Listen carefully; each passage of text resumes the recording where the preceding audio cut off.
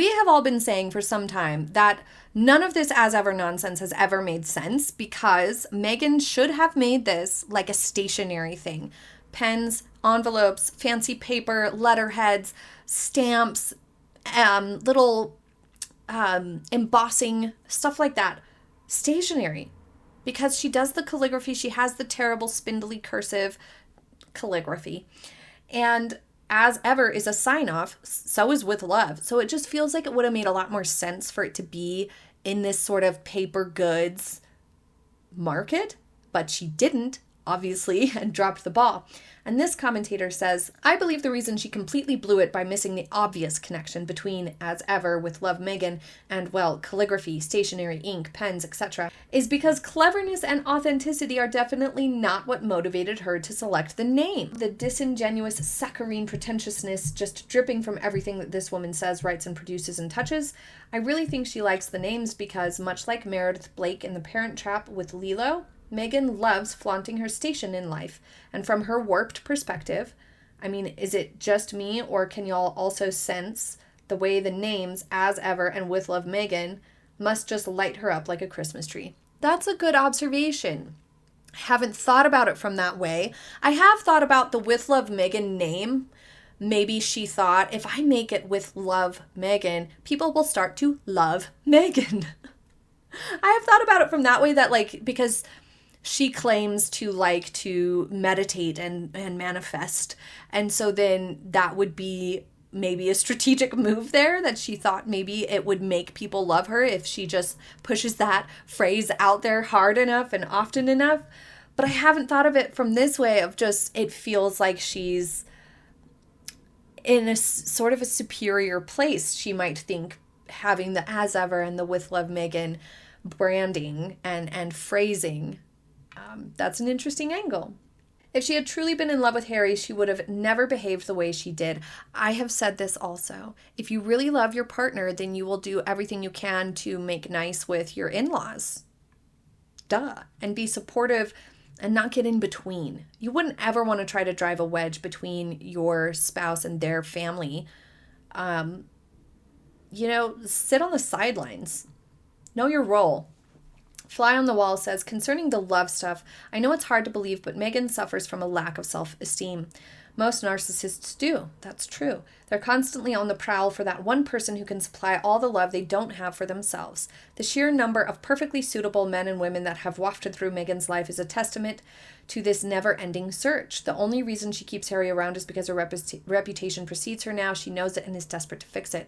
That's a good point, that the cycling through of people and the high turnover of people in their lives has a lot to do with, you get some fulfillment, the narcissist does, and then they're done and that it's over. Once it's no longer all adoration and admiration, there's no more path forward for those relationships. Jackie Gold says, if an agency could have made them look good, then the big ones they signed up with when they left the royal family would have already done it. This agency seems to be regurgitating what was done in the past that didn't work. That's a good point, except this one is doing some sneakier stuff.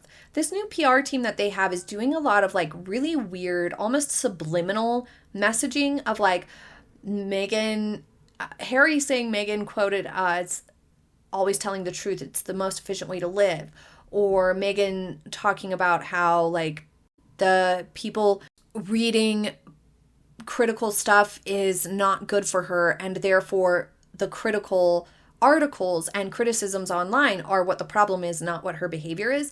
These are really, really tricky, sneaky tactics to try to shift the general consensus and the narrative around these things that I don't like it. It's sneaky. Failed celebrities too. No Hamptons, Europe sightings, fashion shows, fancy boats, fancy restaurants, fancy friends, fancy shopping sightings. Good point. They haven't been invited into the upper echelons of the Hollywood circles, in part because most of the people in those like real high-end celebrity sort of groups are quite talented. But even if not, the bougiest of families aren't really interested in Meghan and Harry, probably in large part because they blab. Those types of people appreciate discretion more than anything else, and they don't want to be seen with somebody or have somebody out there saying nonsense, especially people who have a lot of wealth in different things. It can be very high stakes. If people see you with somebody and they're like, what? I don't want to support this person, then it can have ramifications for people's business lives. This lady asked me to please post a video listing all the things that Meg did correctly or maybe her improvements. I want to show my dad you're not just a hater. I have done some videos with things that she did right and did well. I have. And I try to be very, very fair. Part of the problem with Meghan and Harry is that they tend to self-sabotage. Even when they're doing something that could otherwise be viewed as positive, they do at least one thing that kind of ruins it and spoils it. They still complain about something, or they dress ridiculously or something like that, and it just kind of ruins the effort. And so it's very hard to find anything that is wholly positive. But I'm not a hater. I'm not just criticizing. There are things that she has done right before, and there are things that, and I sprinkle it in. This would have been fine if she'd have stopped here. But I do get the point. Really says, apparently 10,000 bottles were sold in 10 minutes. That means approximately 3,000 people bought the 3 bottles of rosé, so really not that many, and it's still not sold out. Next marketing issue, overbought. Yes. I looked it up. Something like 10,000 cases is kind of the low end of what the wine industry considers a successful sell or a successful run.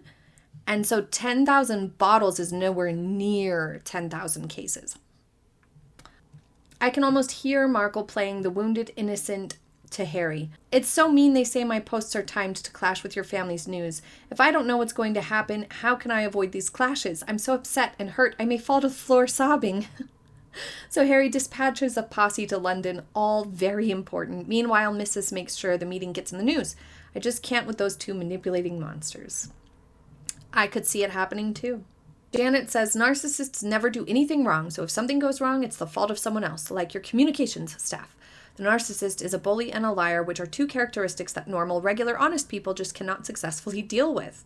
Yes, it becomes infuriating very quickly. When I talked about Martha Stewart's comments about Meghan Markle, I got this interesting comment. They were disappointed in it because they found it interesting that I didn't mention anything about Martha's ankle monitor history. I haven't seen anyone mention about that anymore, so it seems everyone overlooked the criminal fraud past and praised Martha just for her empire. So here's the thing. The reason why I didn't bring that up was because it did not negatively impact her business and her standing enough to where she was completely ruined.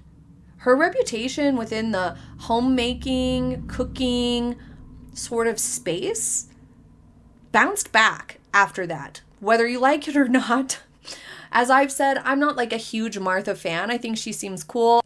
I like her collaborations with Snoop Dogg. I think that's funny, and I like their friendship. I like watching their friendship. I like watching their friendship. But I'm not a huge Martha supporter on her own, just because her actual recipes and whatnot just weren't my vibe. I don't like them as much as some other resources for recipes and whatnot. Some of my favorite recipes are from Gordon Ramsay, Ina Garten, Hayeda. I feel like those are probably my top 3 that I go to for recipes or watching and instruction on cooking. But Martha's brand bounced back, even though she went to jail and had the whole fraud thing happen.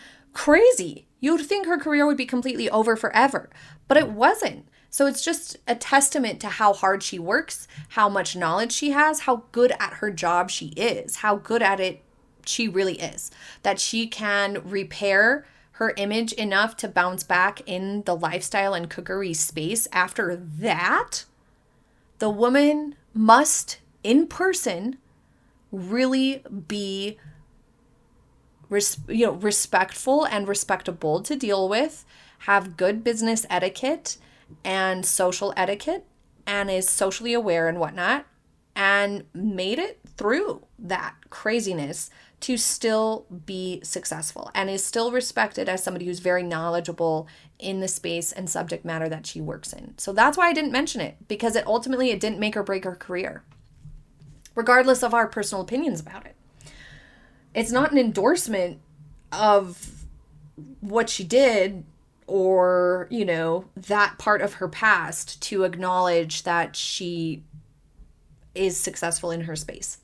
I don't think Rachel understands viewers follow someone who has expertise in a particular area and provides something new to learn. Social media has changed a lot in this space. I follow several accounts that provide me beautiful recipes from experts. I agree. The sheer lack of substance is what ruins it all. Leave your thoughts in the comments. Thank you for joining me for today's little video. I hope you enjoyed it, and I hope you have a happy day ahead. Bye.